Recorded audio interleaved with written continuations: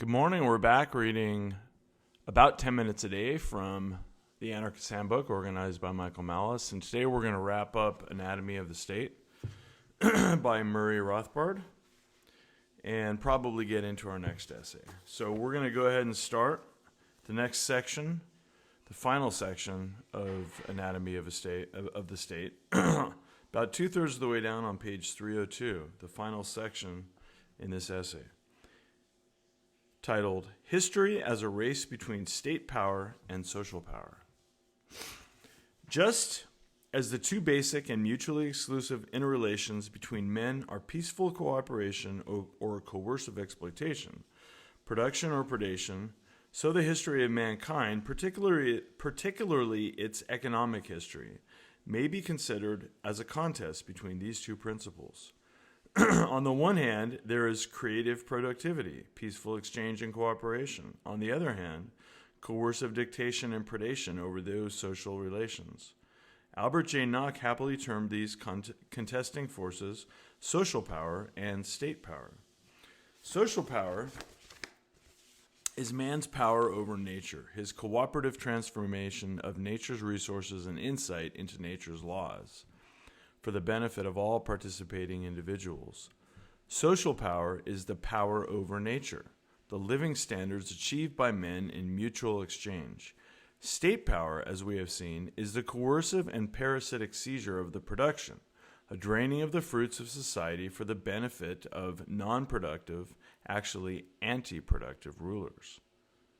While social power is over nature, state power is power over man. Through history, man's productive and creative forces have time and again carved out new ways of transforming nature for man's benefit. These have been the times when social power has spurted ahead of state power, and when the degree of state encroachment over society has considerably lessened. But always, after a greater or smaller time lag, the state has moved into these new areas to cripple and confiscate social power once more.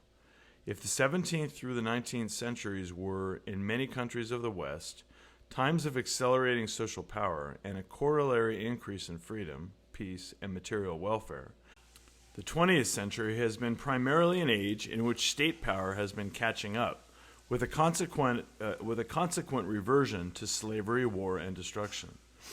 In this century, the human race faces once again the virulent reign of the state now armed with the fruit of man's creative powers, confiscated and perverted to its own aims. The last few centuries were times when men tried to place constitutional and other limits on the state, only to find that such limits, as with all other attempts, have failed. Of all the numerous forms that governments have taken over the centuries, of all the concepts and institutions that have been tried, none has succeeded in keeping the state in check. The problem of the state is evidently as far from solution as ever. Perhaps new paths of inquiry must be explored if a successful final solution of the state question is ever to be attained.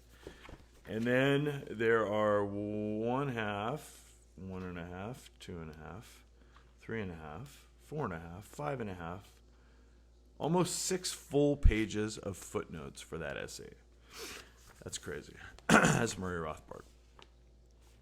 And here we are. That essay is now concluded. So we're going to jump on to chapter 21 on page 311, reading from John Hasnas, The Myth of the Rule of Law from 1995. And here's Michael Malice's introduction. It is taken as a given that a society without an objective monopoly of law via the state is the definition of chaos. Georgetown University law professor John Hasnas demonstrates that it is the precise opposite that is true, namely that, quote, objective law is both an incoherent concept and a utopian fantasy impossible to put into practice. For those minarchists holding on to their ideal of the smallest state possible, here is the anarchist rebuttal. Section 1. Stop. Before reading this article, please take the following quiz. The First Amendment to the Constitution of the United States provides, in part, quote, Congress shall make no law abridging the freedom of speech or of the press, end quote.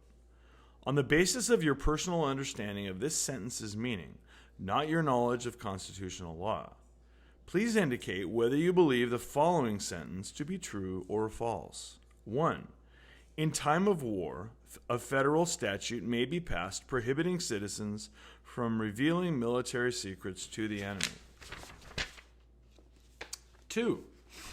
The president may issue an executive order prohibiting public criticism of his administration. 3. Congress may pass a law prohibiting museums from exhibiting photographs and paintings depicting homosexual activity. 4. A federal statute may be passed prohibiting a citizen from falsely shouting fire in a crowded theater. 5. Congress may pass a law prohibiting dancing to rock and roll music. 6. The Internal Revenue Service may issue a regulation prohibiting the publication of a book explaining how to cheat on your taxes and get away with it. And 7. Congress may pass a statute prohibiting flag burning. Thank you. You may now read on. In his novel 1984, George Orwell created a nightmare vision of the future in which an all-powerful party exerts totalitarian control over society by forcing the citizens to master the technique of doublethink, which requires them to, quote, to hold simultaneously two opinions which cancel out, knowing them to be contradictory and believing in both of them. Orwell's doublethink is usually regarded as a wonderful literary device, but of course, one with no referent in reality, since it is obviously impossible to believe both halves of a contradiction. In my opinion, this assessment is quite mistaken. Not only is it possible for people to believe both halves of a contradiction, it is something they do every day with no apparent difficulty. Consider, for example, people's beliefs about the legal system. They are obviously aware that the law is inherently political. The common complaint that members of Congress are corrupt or are legislating for their own political benefit, or for that of special interest groups, demonstrates that citizens understand that the laws under which they live are a product of political forces rather than the embodiment of the ideal of justice. Further, as evidenced by the political battles fought over the recent nominations of Robert Bork and Clarence Thomas to the Supreme Court, the public obviously believes that the ideology of the people who serve as judges influences the way the law is interpreted. This, however, in no way prevents people from simultaneously regarding the law as a body of definite, politically neutral rules, amenable to an impartial application which all citizens have a moral obligation to obey.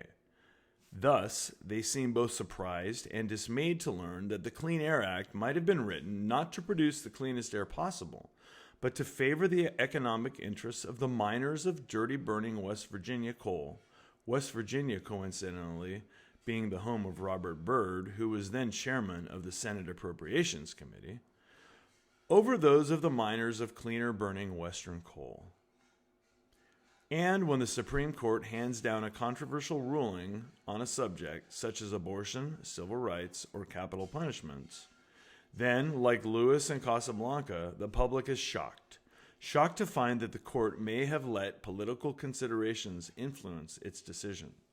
The frequent condemnation of the judiciary for, quote, undemocratic judicial activism or, quote, unprincipled social engineering is merely a reflection of the public's belief that the law consists of a set of definite and consistent neutral principles, that's end quote, which the judge is obligated to apply in an objective manner, free from the influence of his or her personal, political, and moral beliefs. I believe that, much as Orwell suggested, it is the public's ability to engage in this type of doublethink, to be aware that the law is inherently political in character, and yet to believe it to be an objective embodiment of justice that accounts for the amazing degree to which the federal government is able to exert its control over a supposedly free people.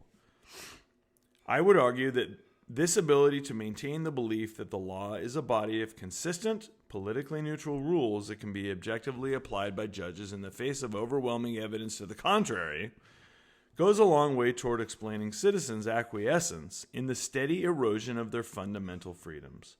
To show that this is, in fact, the case, I would like to direct your attention to the fiction which resides at the heart of this incongruity and allows the public to engage in the requisite doublethink without cognitive discomfort, the myth of the rule of law. I refer to the myth of the rule of law because to the extent this phrase suggests a society in which all are governed by neutral rules that are objectively applied by judges, there is no such thing. As a myth, however, the concept of the rule of law is both powerful and dangerous. Its power derives from its great emotive appeal. The rule of law suggests an absence of arbitrariness, an absence of the worst abuses of tyranny.